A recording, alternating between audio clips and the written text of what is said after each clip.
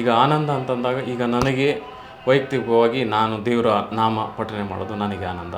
ಕೆಲವೊಬ್ಬರಿಗೆ ಪೂಜೆ ಮಾಡೋದು ಆನಂದ ಸಿಗುತ್ತೆ.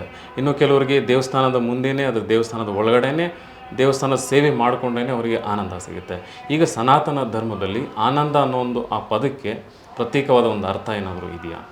ಅದೇ ಆನಂದ ಅಂತ ಅಂದರೆ ಭಗವಂತನ ಜೊತೆಗೆ ಜೋಡಿಸಿಕೊಂಡಿರೋದು, ಸೇರಿಕೊಂಡಿರೋದು ಅಂತಲೇ ಅರ್ಥ ಆನಂದ ಅನ್ನುವ ಶಬ್ದಕ್ಕೆ.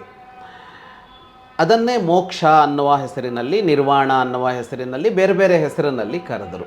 ಆನಂದ ಅಂದರೆ ಅದು ಏನದು ಅಂತ ಅಂದರೆ, ಯಾವುದು ಜೀವಿಗೆ ಯಾವ ದುಃಖವನ್ನು ಕೊಡೋದಿಲ್ವೋ ಅದಕ್ಕೆ ಆನಂದ ಅಂತ ಹೆಸರು.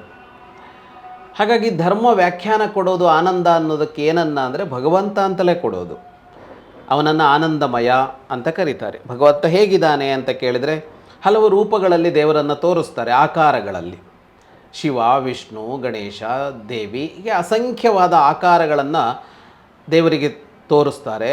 ಆದರೆ ಮೂಲಭೂತವಾಗಿ ದೇವರು ಹೇಗಿದ್ದಾನೆ ಅಂದರೆ ಅವನು ಒಂದು ಬೆಳಕಿನ ಸಮುದ್ರದಂತೆ ಇದ್ದಾನೆ, ಅವನು ಆನಂದಮಯವಾಗಿದ್ದಾನೆ ಅಂತ ಕರೀತಾರೆ. ಭಗವಂತ ಇರೋದೇ ಆನಂದಮಯವಾಗಿ. ಆನಂದಮಯವಾಗಿ ಅಂದರೆ ಏನು ಅಂದರೆ ಅವನ ಸ್ವರೂಪವೇ ಆನಂದ ಅಂತ. ಅದಕ್ಕೊಂದು ಆಕೃತಿ ಇಲ್ಲ, ಅದಕ್ಕೊಂದು ಆಕಾರ ಇಲ್ಲ. ಮತ್ತೇನು ಅಂತ ಅಂದರೆ ಸಂಪೂರ್ಣವಾಗಿ ಅದು ಆನಂದ ಅಂತ. ಸನಾತನ ಸಂಸ್ಕೃತಿ, ಹಿಂದೂ ಧರ್ಮ, ಸಂಪೂರ್ಣ ಹಿಂದೂ ಧರ್ಮದ ಕುರಿತಾಗಿ ಧರ್ಮವಾಹಿನಿ ಚಾನಲ್ ವೀಕ್ಷಣೆ ಮಾಡಿ, ಸಬ್ಸ್ಕ್ರೈಬ್ ಮಾಡಿ, ಸಪೋರ್ಟ್ ಮಾಡಿ.